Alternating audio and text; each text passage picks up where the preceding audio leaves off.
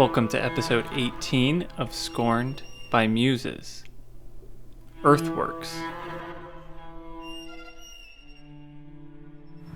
This puts Robert Smithson to shame. Look at this, it's huge.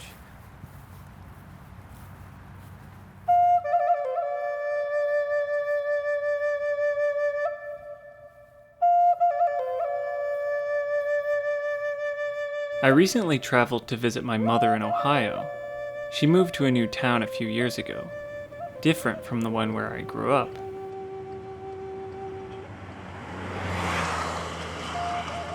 It turns out that one of the world's largest prehistoric earthwork sites is just a few miles from her house. It also happened, coincidentally, that during my visit, the Wexner Center for the Arts in Columbus had on display an exhibition of work from the artist Nancy Holt, who made modern earthworks of her own. In this episode, we'll look at the prehistoric tradition of earthworks and the ways in which it inspired a group of artists in the 1970s, including Nancy Holt, Robert Smithson, Michael Heizer, and others, to think differently about art. I also enlisted my sister to pitch in as camera person on this one.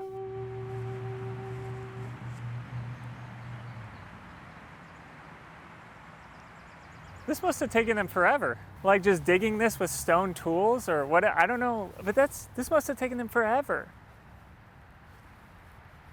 I bet it tells us how long they think it took. I mean, it just kind of looks like a shitty pile of dirt, which is what it is, but it's a really huge, impressive pile of dirt. It's an interesting decision to mow it, right? Because I would think that the people that built this didn't have lawnmowers. And so one would imagine, unless they had animals grazing out here, that this would have been full of really tall natural grasses.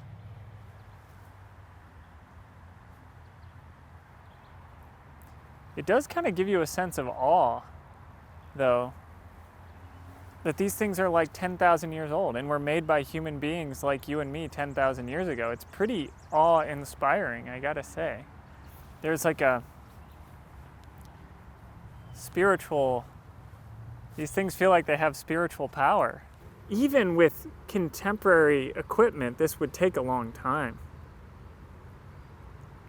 Like weeks or months.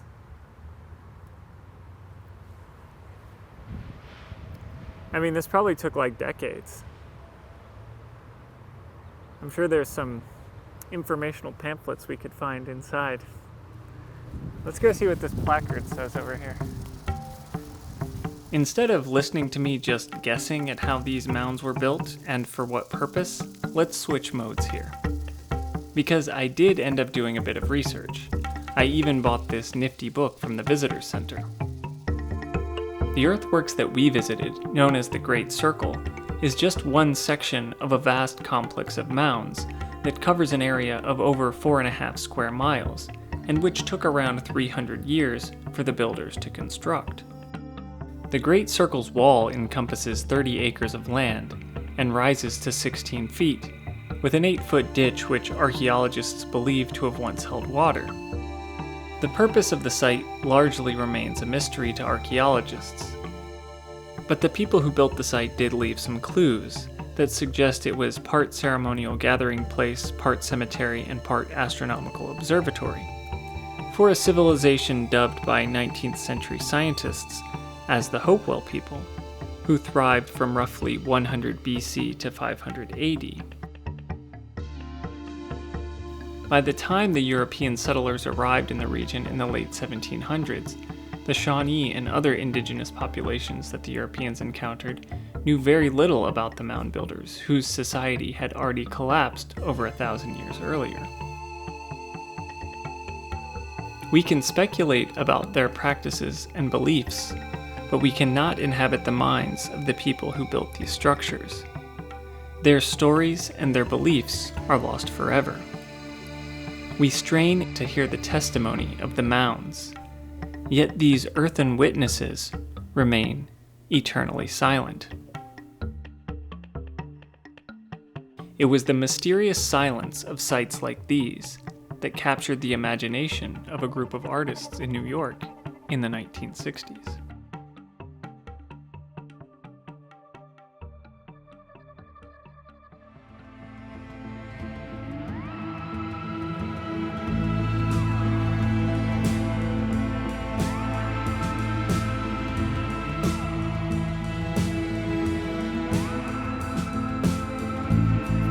In the late 1960s, artists began plotting an escape from the galleries.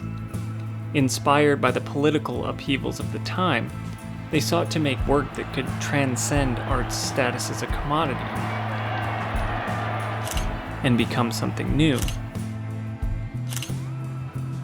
One solution was to create site-specific works on a monumental scale that could compete with the great monuments of the prehistoric past, like Stonehenge or the Great Serpent Mound.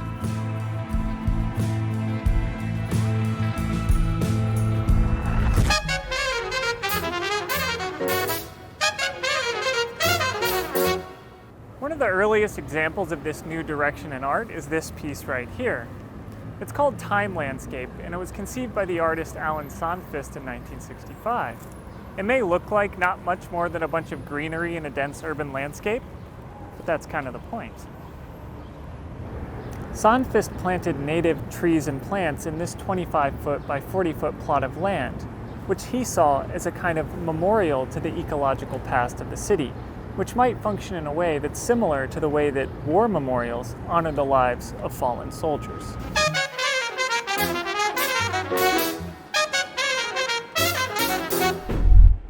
Agnes Dennis did something similar with her work Wheatfield, in which she planted a 2-acre field of wheat in downtown Manhattan. The ambitions of these radical artists, however, could not be contained to the city for long. They had grand ideas, and those ideas needed space. They realized they needed to leave the city and head west. It was Robert Smithson who led that charge. He initially surveyed some sites in New Jersey, but found nothing suitable for his needs. In 1968, he and his wife Nancy Holt, along with fellow artist Michael Heizer, embarked on a trip to the deserts of the Great Basin in Utah and Nevada. It was during this trip that Smithson conceived of the idea for what would become arguably the most well-known work of land art, Spiral Jetty. Spiral Jetty, and Smithson's work more generally, differs from the ecological concerns of Sandfist's work. Smithson was more interested in reimagining our relationship to nature than in attempting to preserve or memorialize an imagined state of pre-civilizational natural harmony. In an essay that Smithson wrote for Art International in 1968, he said, "There's nothing natural about the Museum of Natural History. Nature is simply another 18th and 19th century fiction." Smithson was working out how we might make interventions into the landscape and into so-called nature, which could transgress the artificial boundary that society had erected. Smithson's wife Holt was also an artist, and she was pivotal in the realization of Spiral Jetty. But she would later go on to make impressive earthworks of her own.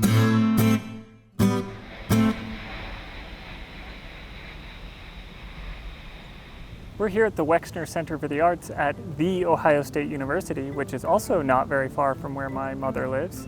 And there's an exhibition of work right now from Nancy Holt, and we're gonna go check it out.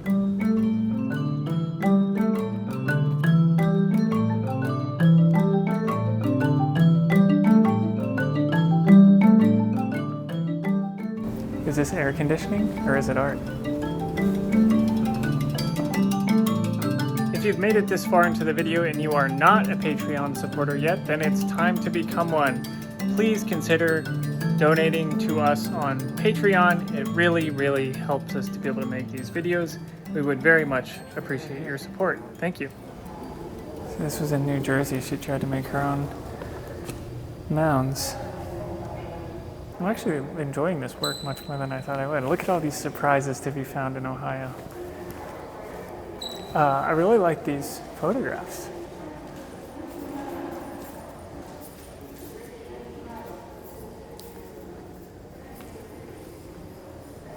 These are really nice. They kind of remind me of some of my own photography. Like clearly she shot photographs of the television, would be my guess. But these are really nice. I love these. It's rare to hear me say that, kids.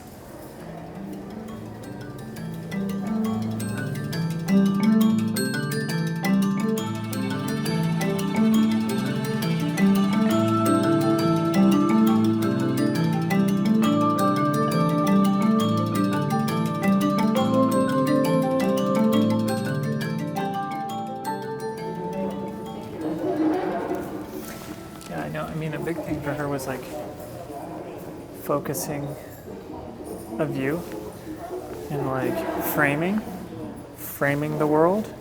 And so she did a lot of these viewing pipes. Like she has this piece in Montana. I guess this is probably an earlier one that she did in New York City, but this piece in Montana where it's just this big field that has these posts in the ground with pipes on top, and you look through them, and it's sort of like creates a kind of photographic or telescopic experience where you're framing out the rest of the world, but it forces you to kind of consider your reality more carefully by looking through that. It makes sense also within the context of her photography and with those mound pieces, which are like framing the world.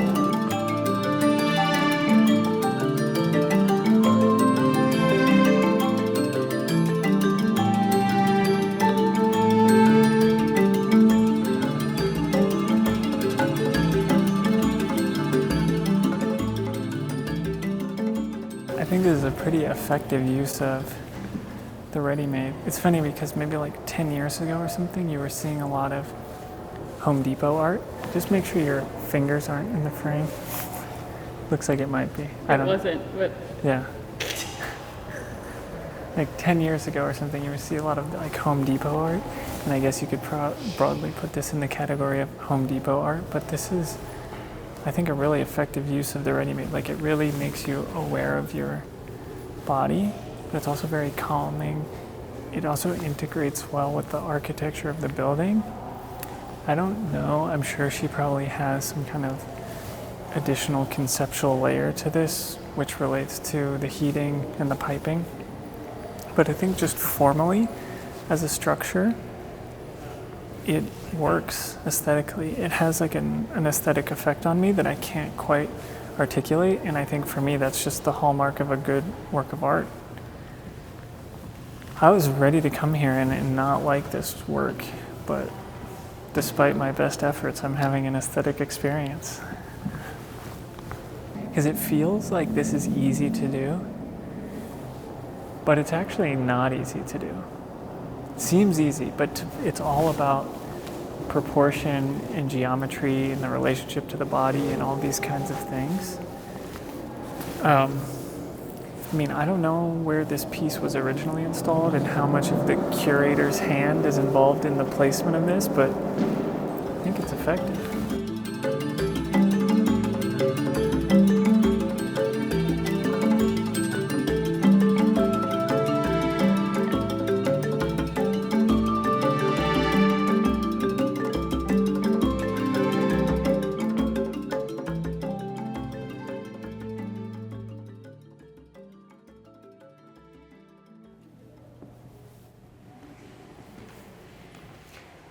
Can we walk through here? yes, just make sure you watch out for light bulbs. Okay. You mean I can't kick these and smash them?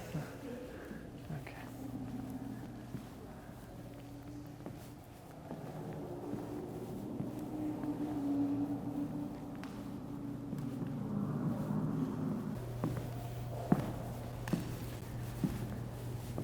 There's some wall text over here.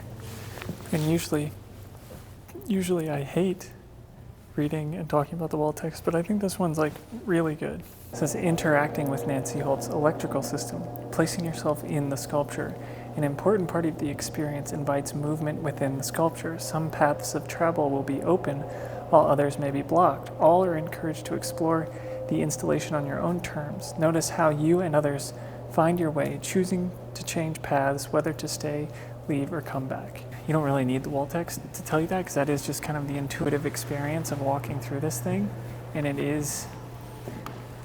like, you feel yourself, like it is playful, you are exploring, and yet you're having this kind of like having to navigate your body in relationship to these things, and you feel sort of naturally attracted or repelled by certain things just intuitively, and it like opens up a sense of kind of wonder and possibility. It's like, I'm loving this show.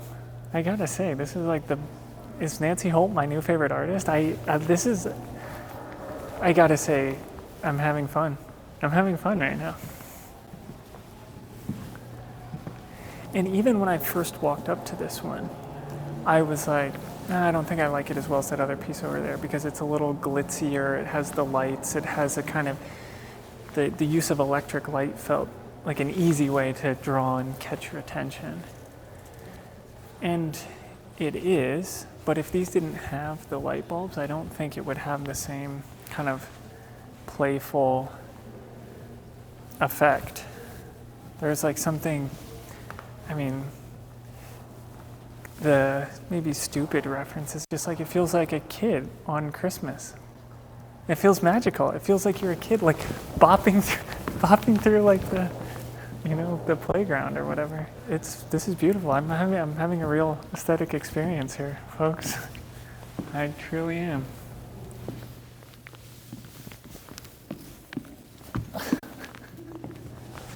It really opens up a sense of possibility in a way that a painting doesn't for me. And usually I think minimalist works feel really austere and almost threatening, and feel like they confront the viewer in this sort of almost hostile way, like challenging them. This one does challenge, but it's like a playful, friendly challenge. And you have to navigate and negotiate with it in ways that feel like positive and productive. It's cool.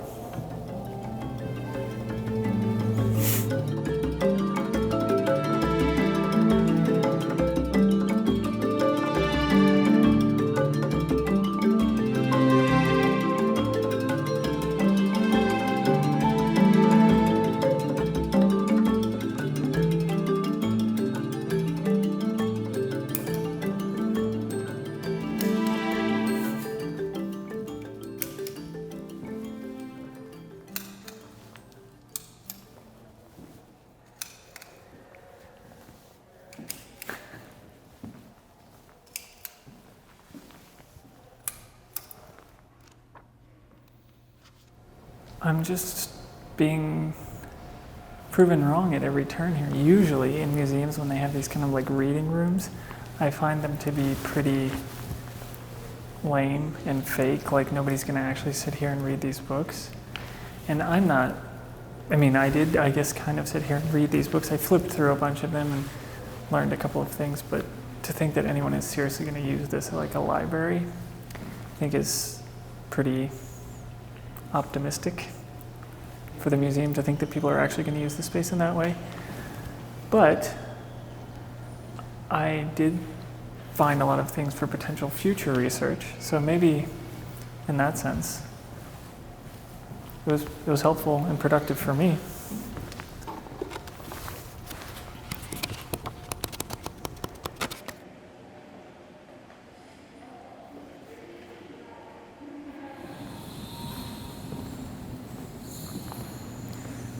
God.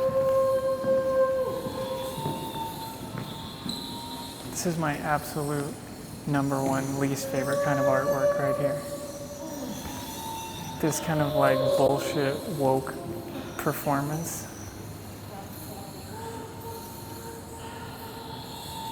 This is what art looks like in a Portlandia sketch, you know? This is like the absolute worst dog shit.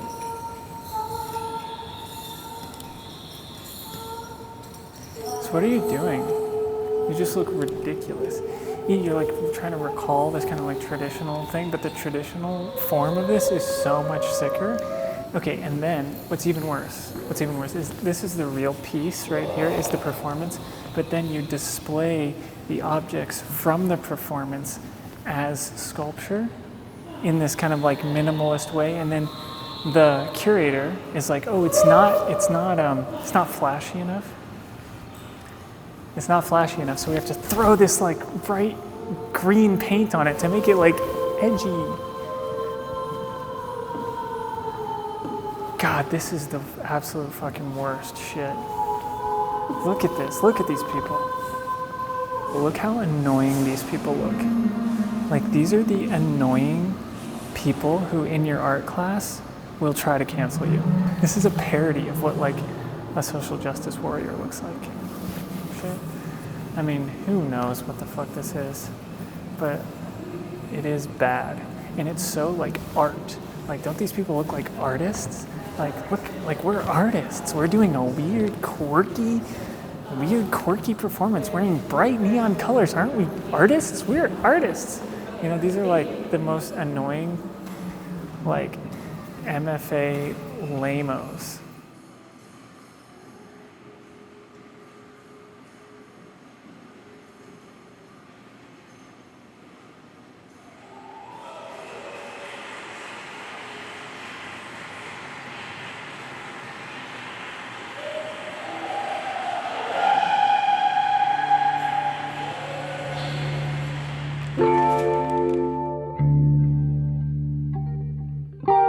By now, it should be clear that the late 20th century attempt by Holt and others to break free from the galleries and museums failed. All the escape paths turned out to be Moebius loops, paved by capitalism. Ultimately, art could not change without a change to the system which produced it. Smithson likened the museum to a mausoleum. It is the place where art goes once it's already dead. It rests there mummified and inert. And the galleries are just the museums in miniature. And we can appreciate the best art in museums as profound human accomplishments. But do the works still have the ability to stir us?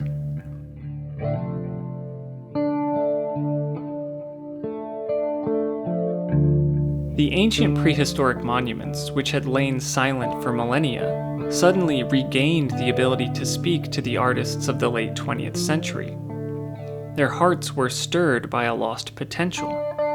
History reared its head. Yet today, the art of the 20th century has become as silent and inert as the prehistoric monuments. No artist today attempts the level of radicality ventured by Holt, Smithson, and Heizer. Even their art has become the stuff of car commercials. Each piece is a metamorphosis, a transformation, not just of the landscape, but of myself.